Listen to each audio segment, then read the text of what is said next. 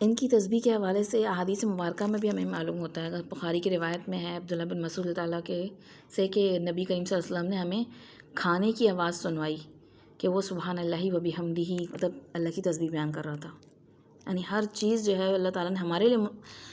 مسخر کر رکھی ہے، وہ تمام چیزیں بھی اللہ تعالیٰ کی تسبیح بیان کر رہی ہیں. اسی طریقے سے ہم دیکھتے ہیں کہ ایک درخت نبی کریم صلی اللہ علیہ وسلم ممبر کے طور پہ استعمال کرتے تھے، اور جب نبی کریم صلی اللہ علیہ وسلم کے لیے ممبر بنایا گیا تو اس درخت سے رونے کی آواز آنے لگی، اور نبی کریم صلی اللہ علیہ وسلم نے اس کو جا کر گلے سے لگایا، دلاسا دیا، اور آپ نے فرمایا اگر میں اس وقت نہ جاتا تو شاید یہ قیامت تک یہ درخت جو ہے وہ روتا ہی رہتا. تو یہ سب چیزیں ہمیں اس میں بھی ملتی ہیں گی احادیث مبارکہ میں. اور آج بھی ہم دیکھیں تو بہت ساری دوسری دنیا کے ساؤنڈ اندر جو ہمیں بظاہر نظر نہیں آتے تھے، لیکن اب مشینوں کے ذریعے بھی ان کو ڈیٹیکٹ کیا جا رہا ہے گا، جیسے ہارٹ بیٹ ہے یا الٹرا ریز جو ہوتی ہیں ان سے الٹرا ساؤنڈ وغیرہ کی لیا جاتا ہے گا اندر کی. اور یہی اس چیز کا ذکر جو ہے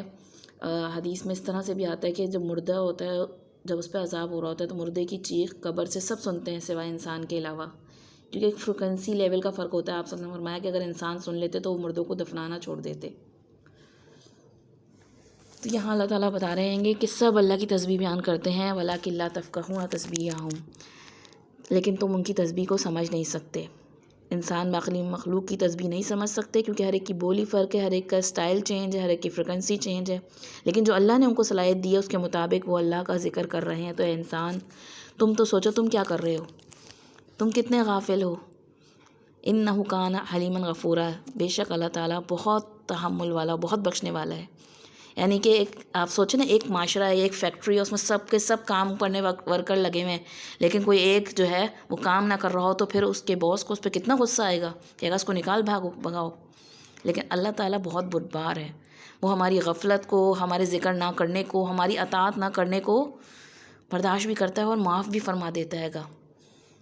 تو ہمیں سوچنا چاہیے کہ ایسا نہ ہو تمام اللہ تعالیٰ کی مخلوق جو ہے وہ اللہ کی اطاعت میں لگی ہو، اور اگر میں ہی اللہ کی نافرمانی کی طرف جا رہا ہوں تو خسارے میں کون رہے گا. قرآن مجید میں اس حوالے سے آتا ہے گا کہ روز محشر جب انسانوں کے اپنے اعضاء ان کے خلاف شہادت دیں گے، گواہی دیں گے، تو حیران ہو کر اپنی کھالوں سے پوچھیں گے سب کیا ہے. تو وہاں پہ اللہ تعالیٰ وہ قرآن مجید میں آتا ہے کہ قَالُوا أَنطَقَنَا اللَّهُ الَّذِي أَنطَقَ كُلَّ شَيْءٍ، کہ ان کے چمڑے جواب میں کہیں گے کہ ہمیں اس اللہ نے قوت گویا عطا کی ہے جس نے ہر چیز کو بولنا سکھایا ہے. یعنی ہر چیز کو اللہ تعالیٰ نے ہی بولنا سکھایا ہے گا، تو اس نے آج ہمیں بھی قوت گویائی عطا فرما دی کہ ہم گواہی دے سکیں تمہارے خلاف. تو ہمیں سوچنا چاہیے ہم جو کچھ بھی کرتے ہیں اس دنیا میں ہمارے آثار ہیں جو چھوٹے جا رہے ہیں گے، اور پھر وہ ہمارے حق میں بھی گواہی بن سکتے ہیں، ہمارے خلاف بھی گواہی بن سکتے ہیں.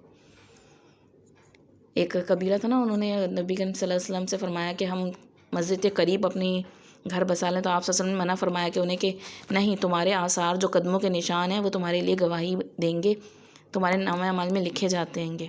تو ہم جو جو قدم اٹھاتے ہیں، ہم جو جو ذکر کرتے ہیں، جو جو ہمارا دن رات گزر رہے ہیں گے،